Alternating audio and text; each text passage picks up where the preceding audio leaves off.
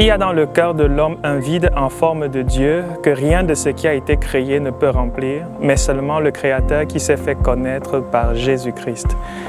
Ceci est une pensée de Blaise Pascal, qui est un physicien, mathématicien, théologien, inventeur français qui a marqué le XVIIe siècle. Bonjour et bienvenue sur la chaîne CFA Christ for All Youth. J'espère que vous allez bien. Je suis content de vous retrouver une fois de plus aujourd'hui dans le cadre de cette série 12 leçons sur le bonheur à apprendre de l'homme le plus sage du monde. Nous sommes rendus à la 11e leçon. Dans la précédente capsule, nous avons considéré la 10e leçon que nous pouvions tirer de la vie de Salomon et cette leçon semblait mettre un terme à tout espoir de trouver le bonheur. Mais si nous sommes là aujourd'hui, c'est bien parce que cet espoir demeure. Oui, vous pouvez et vous devez être heureux. Cette 11e capsule est toute particulière parce qu'après avoir couru avec Salomon dans toutes les directions, dans la poursuite du bonheur, Salomon a eu la sage idée de s'arrêter et de faire un bilan. Oui, l'heure est au bilan. Et nous avons la grâce de pouvoir avoir ce bilan écrit dans ce même chapitre de son livre Ecclésiaste qu'il partage avec nous. Nous allons regarder ensemble les versets 11, le verset 17 et le verset 20. Puis j'ai considéré tous les ouvrages que mes mains avaient faits et la peine que j'avais prise à les exécuter. Et voici, tout est vanité et poursuite du vent. Il n'y a aucun avantage à tirer de ce qu'on fait sous le soleil. Le verset 17.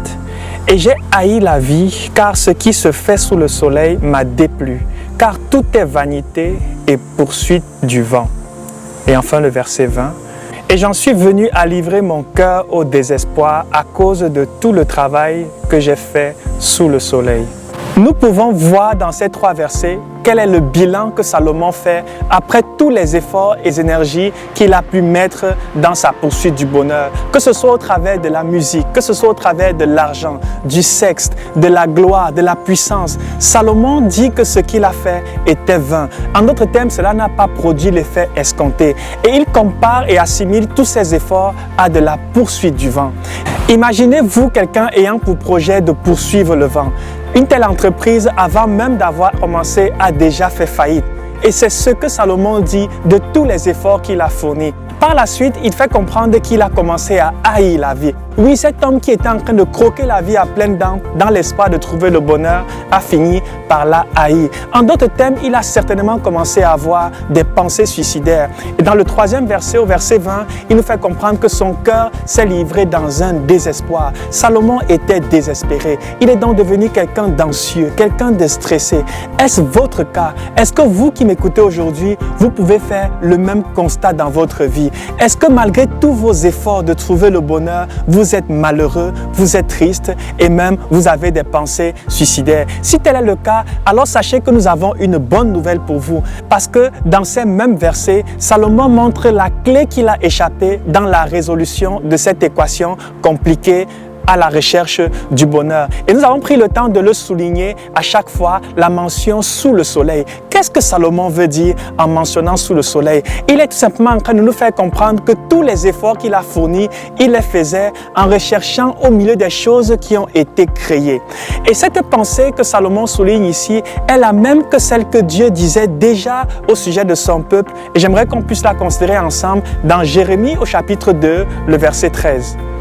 En effet, c'est un double mal que mon peuple a commis. Ils m'ont abandonné, moi qui suis une source d'eau vive, pour se creuser des citernes fissurées qui ne retiennent pas l'eau.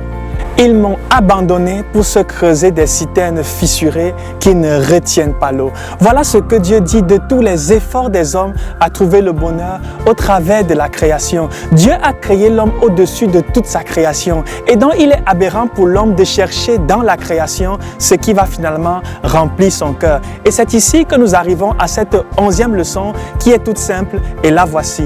Il n'y a rien dans toute la création qui puisse remplir le vide qui est dans le cœur de l'homme, car celui-ci est au-dessus de toute la création. Je veux reprendre cette leçon.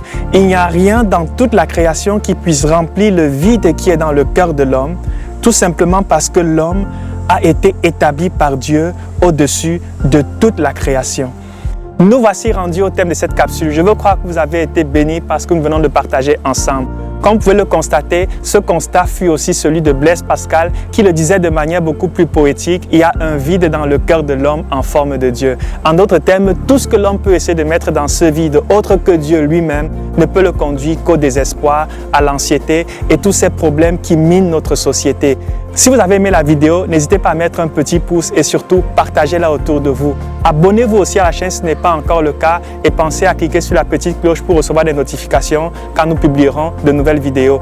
Dans la prochaine capsule, qui sera la dernière de cette série, nous allons prendre le temps d'écouter Salomon au soir de sa vie, donner des conseils pratiques à des jeunes comme vous et moi afin que nous ne puissions pas commettre les mêmes erreurs qu'il a eu à commettre dans sa vie parce que les mêmes causes produisent les mêmes effets. Moi, je vous dis à très vite pour terminer cette série sur cette chaîne. Que Dieu vous bénisse abondamment et surtout, comme d'habitude, prenez soin de vous.